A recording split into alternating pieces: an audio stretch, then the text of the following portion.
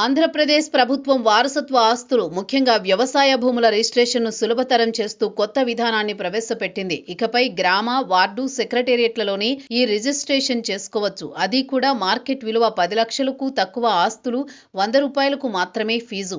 భూమి వివాదాలు తగ్గి రాష్ట్రంలో 3.9 లక్షల మంది భూమి యజమానులకు హక్కులు వస్తాయి.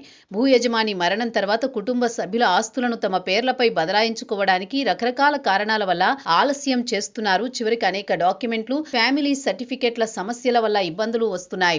భూ వివాదాలు పెరుగుతున్నాయి. అందుకే ఆ సమస్యల పరిష్కారం చేయాలని ఈ విధానాన్ని ప్రవేశపెట్టారు. అయితే భూ యజమాని మరణించిన వారసులకు మాత్రమే అవకాశం ఉంటుంది.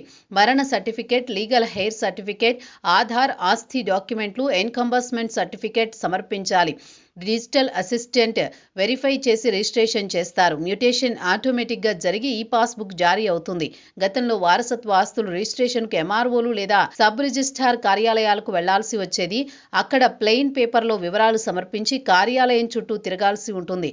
ఇప్పుడు స్థానిక సెక్రటేరియట్లలోనే పూర్తి చేస్తారు.